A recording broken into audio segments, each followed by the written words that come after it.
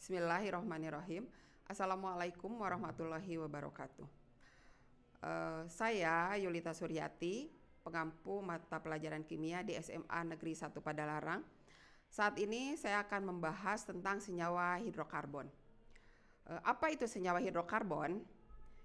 Senyawa hidrokarbon bisa tampak ya, bisa terlihat di mana saja. Contohnya ini di ruangan ini ya. Ada sofa, ada karpet, ada meja, pintu ya. Itu semua tersusun dari senyawa hidrokarbon ya. Mengapa senyawa hidrokarbon bisa sampai sebanyak ini? Ya. Nah, senyawa karbon itu merupakan senyawa yang mengandung atom karbon tentunya ya. Terdiri dari senyawa organik dan senyawa anorganik. Apa itu senyawa organik? Senyawa organik itu terbuat dari atau ada pada senyawa-senyawa yang hidup ya. Contohnya ada karbohidrat, protein, lemak, itu termasuk senyawa organik. Sedangkan senyawa anorganik itu contohnya karbon dioksida, karbon monoksida, batu kapur, batu karbit ya, soda kue, itu adalah senyawa anorganik tidak hidup. Nah, jadi perbedaan senyawa organik dengan senyawa anorganik ini adalah senyawa organik itu lebih mudah terurai ya, sedangkan senyawa anorganik itu stabil. Kemudian titik lebur dan titik didih senyawa organik itu umumnya relatif rendah, sedangkan senyawa anorganik cenderung tinggi, bahkan ada yang sangat tinggi ya. Ada pula yang rendah, sangat rendah ya. Sedangkan kelarutan senyawa organik itu ya mudah larut dalam pelarut nonpolar. Ya, contohnya pelarut nonpolar itu misalnya aseton, ya, itu pelarut nonpolar. Alkohol itu pelarut nonpolar. Sedangkan senyawa anorganik itu mudah larut dalam pelarut polar, contohnya air. Kemudian kereaktifannya. Senyawa organik itu kurang reaktif, artinya kurang mudah bereaksi dengan zat lain, ya. Kalau senyawa anorganik itu biasanya reaktif ya. Kemudian strukturnya, senyawa anorganik itu tidak mempunyai rantai atom karbon, sedangkan senyawa organik justru terdiri dari rantai atom karbon. Nah, mengapa senyawa organik itu terdiri dari rantai atom karbon atau dapat membentuk rantai atom karbon? Ya, kita lihat dulu dari identifikasinya di sini. Senyawa karbon itu kalau dibakar menghasilkan gas karbon dioksida dan uap air ya. Bisa dilihat gas karbon dioksida yang terbentuk itu jika gas yang dihasilkan dimasukkan ke dalam larutan atau air kapur. Jadi batu kapur yang dilarutkan itu akan menghasilkan air kapur. Nah, kalau air kapurnya jadi keruh, itu berarti zat hasil pembakaran itu mengandung senyawa CO2. CO2 itu dihasilkan dari senyawa organik. Nah, itu untuk identifikasinya. Nah, sumber senyawa karbon itu ada tumbuhan, ada hewan, batu bara yang banyak di alam, kemudian gas alam dan minyak bumi. Itu yang utama ya, gas alam dan minyak bumi. Itu terdiri dari senyawa-senyawa karbon. Nah, rantai karbon yang dapat dibentuk oleh atom karbon itu karena karbon itu memiliki nomor atom 6. Sehingga karbon memiliki konfigurasi elektron 1s2, 2s2, 2p2. Artinya karbon itu memiliki 4 elektron valensi. Nah, elektron valensi inilah yang akan digunakan untuk mengikat atom yang lain. Artinya kalau ada 4 elektron valensi, maka karbon dapat mengikat 4 atom karbon lain. Ya, 4 atom karbon lain. Jika 1 atom karbon mengikat 4 atom karbon yang lain, kemudian karbon yang lain juga begitu, karbon yang lain juga begitu, maka inilah yang akan bisa membentuk rantai karbon. Ya. Nah ini struktur Lewis dari atom karbon. Ya, karbon memiliki 4 elektron valensi, diberikan ditandai oleh bulatan-bulatan merah. Nah, karena memiliki 4 elektron valensi inilah sehingga memudahkan atom karbon untuk membentuk ikatan dengan atom yang lain. Ini contoh-contohnya. Ya, CH4. CH4 ini ada 1 atom C, ada 4 atom H. Setiap atom ikatan antara atom C dan H ini ya, ada 1 elektron dari C dan 1 elektron dari H.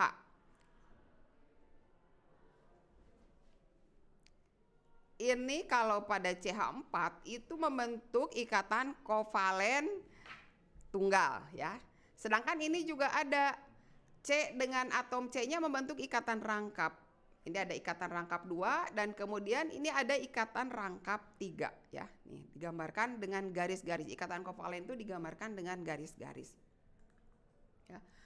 Nah, ini pembentukan rantai karbonnya yang tadi. Sehingga atom karbon itu bisa membuat rantai yang sangat panjang ya.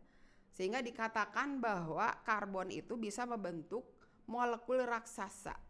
Molekul raksasa itu berarti molekul yang sangat besar, yaitu yang terdapat pada contohnya hewan, tumbuh-tumbuhan, ya, meja, kursi itu adalah molekul raksasa dari atom-atom karbon. Ya.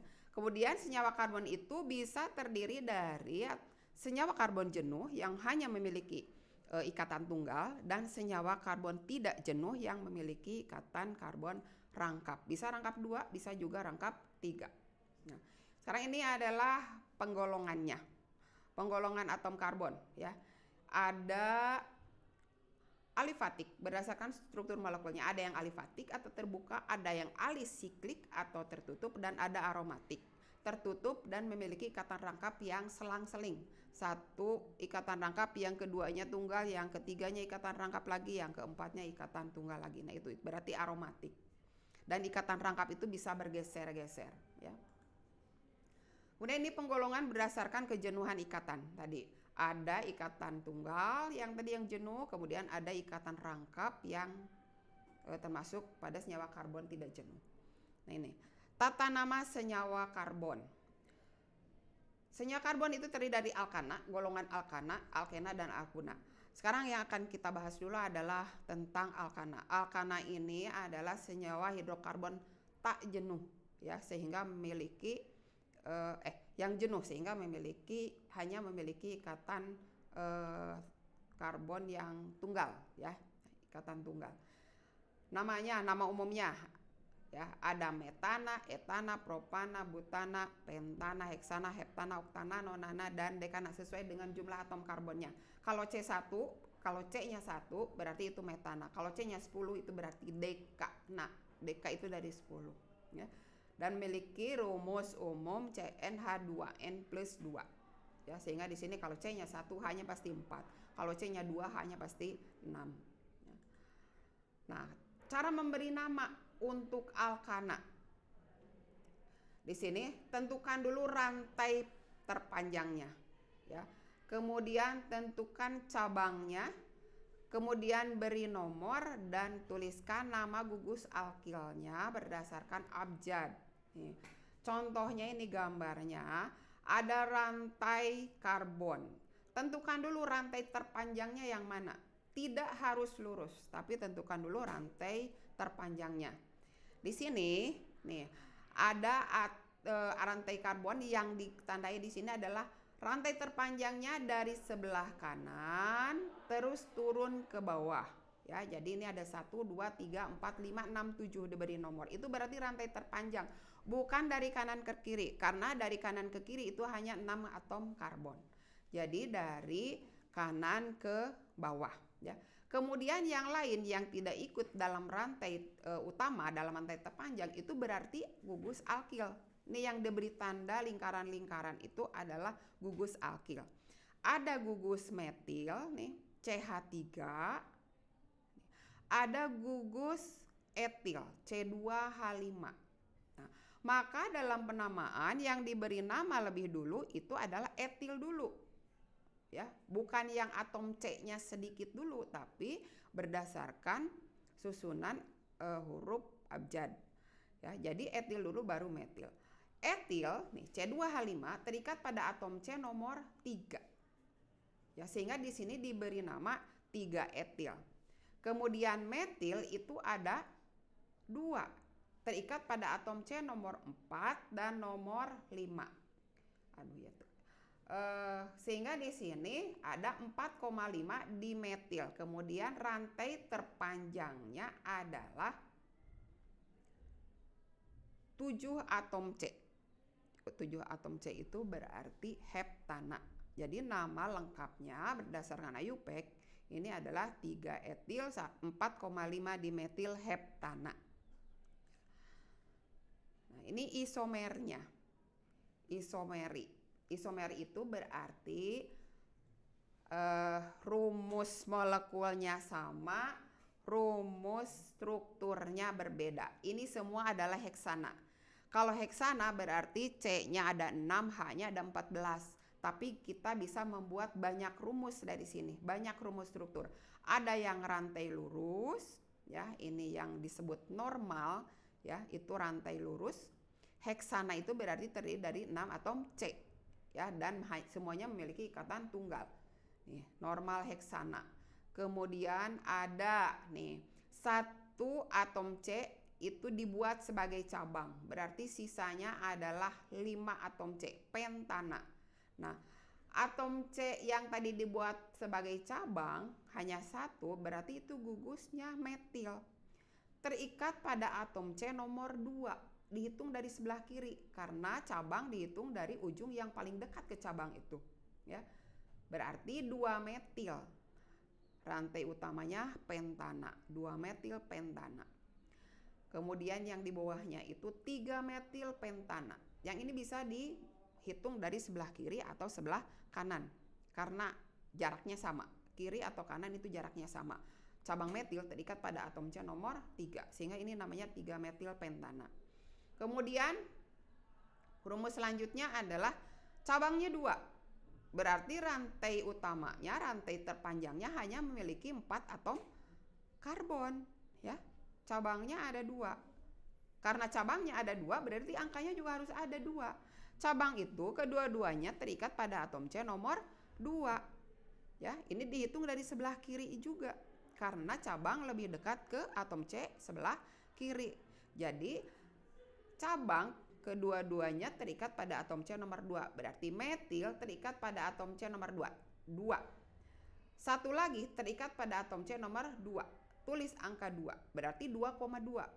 Karena metilnya ada 2, sebutkan jumlahnya. Berarti 2,2 dimetil butana sisanya. 4 atom karbon, ya. 2,2 dimetil butana. Nah, yang selanjutnya digeserkan cabangnya. Selama struktur ini memiliki nama yang berbeda, itu berarti disebutkan sebagai isomer, struktur yang berbeda. Nah, sekarang geserkan cabangnya 1 ke sebelah kanannya, digeser. Sehingga di sini sekarang cabang metilnya berada pada atom C nomor 3 dan 1 metil lagi terikat pada atom C nomor 2. Berarti 2,3 dimetil butana. Ya. Nah, itu isomeri pada heksana. Ya. Nah, untuk isomer-isomer yang lain pada alkana-alkana yang lain itu bisa dibuat sendiri. Sekarang alkena. Nih. Alkena ini berarti ada ikatan rangkapnya. Nih, ini berarti senyawa hidrokarbon tak jenuh. Ya, ada ikatan rangkapnya. Ikatan rangkap 2 untuk alkena itu ikatan rangkap 2. Sehingga berarti di sini karena satu ikatan C itu mengikat C lagi, maka tidak mengikat hidrogen, berarti di sini kehilangan 2 atom hidrogen. Maka rumus umumnya menjadi CnH2n. Ya, kalau alkana CnH2n plus 2, tapi ini CnH2n. Berarti kehilangan 2 atom H. Nah, namanya juga disesuaikan. Kalau tadi akhirannya anak, berarti sekarang akhirannya enak. Ya, berarti untuk C2 H-nya sekarang ada 4. Namanya etena. Ya. C3 H-nya ada 6. Namanya propena dan seterusnya. Ya. Nah, yang terakhir di sini yang ada di sini C10H20 berarti namanya dekena. Ya. Itu untuk rumus umumnya itu sebetulnya. Nah, sekarang tata namanya bagaimana? Nah, sekarang rantai utamanya kalau untuk alkena itu harus mempunyai ikatan rangkap, ya, harus mempunyai ikatan rangkap. Kalau tidak memiliki ikatan rangkap berarti itu tidak bisa dijadikan sebagai rantai utama, ya. Maka harus memiliki ikatan rangkap. Pada contoh ini, nah ini, ya, ada rantai. Kenapa rantainya dihitung dari bawah? Karena sekarang yang jadi prioritas adalah ikatan rangkap. Maka atom C nomor 1 adalah atom C yang paling dekat ke ikatan rangkap. Tetap rantai utamanya harus yang paling panjang yang memiliki ikatan rangkap. Sehingga dihitungnya dari bawah. 1, 2, 3 dari bawah ke arah kanan, ya. Dari bawah ke arah kanan. Nah, ini atom C-nya metilnya, alkil ya untuk nama umumnya, metil untuk nama khususnya, itu terikat pada atom C nomor 2 dan atom C nomor 3 dan atom C nomor 4. Jadi disebut dulu tetap cabangnya. 3,4 terikat pada atom C nomor 3 dan nomor 4. 3,4 dimetil, ya, dimetil. Kemudian ini ikatan rangkap terdapat pada atom C nomor 3. Jadi 1, 2, 3 ikatan rangkap. Maka di sini namanya 3 heksena. Ya, 3,4 dimetil 3 heksena. Itu cara penamaannya. Isomernya, nih isomerinya, ya. Sama, tinggal nanti rantai lurusnya tergantung ada di mana ikatan rangkapnya. Ya, ini yang nomor 1 ikatan rangkap terdapat pada atom C nomor 1. Sehingga namanya 1 karena ini C-nya 5 berarti pentena. 1 pentena. Kalau ikatan rangkapnya terdapat pada atom C nomor 2 berarti 2 pentena. Ya. Kemudian ini, kalau 1 diubah menjadi cabang 1 atom C-nya, berarti di mana diikatnya cabang itu? Karena ini terdapat pada atom C nomor 2, berarti namanya 2 metil 1 butena sisanya. 3 metil 1 butena. Kemudian ini 2 metil 2 butena. Karena ikatan rangkap terdapat pada atom C nomor 2. Cabang metil juga terikat pada atom C nomor 2. Ya. Sekarang alkuna. Nih, alkuna kehilangan 2 atom H lagi. Karena di sini ada ikatan rangkap 3. Yang tadinya mengikat atom H sebanyak 2 berubah menjadi mengikat atom C lagi. Sehingga di sini ada ikatan rangkap 3. Sehingga rumus umumnya menjadi CnH2n-2. Hanya dikurangi 2 lagi. Namanya sesuai dengan nama golongannya alkuna, berarti akhirannya una. Etuna, propuna, dekuna. Ya, ini.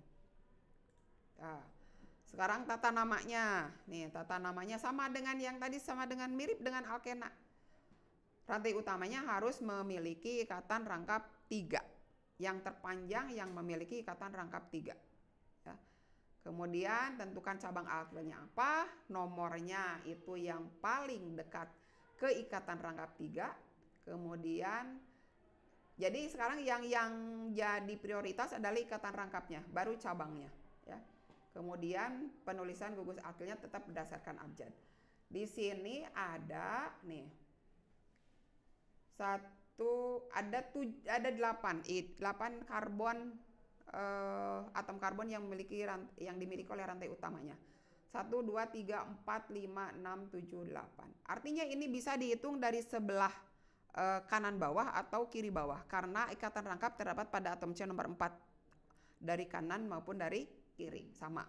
Cabang, nih. Cabangnya di sini ada metil dan ada etil. Berarti yang disebutkan etil dulu. Ya, etil dulu. Berarti kita hitung dari sebelah kanan bawah.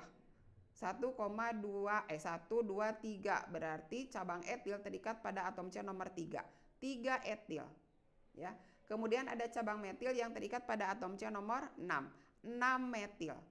Dan ikatan rangkap 3 terdapat pada atom C nomor 4. 4-oktuna. Jadi namanya 3-etil 6-metil 4-oktuna. Nah, ini beberapa isomer ya. Beberapa rumus struktur yang bisa dibuat dari pentuna. Contohnya di sini pentuna C5H8 ya. Ada 1 pentuna, ada 2 pentuna dan 3 metil 1 butuna.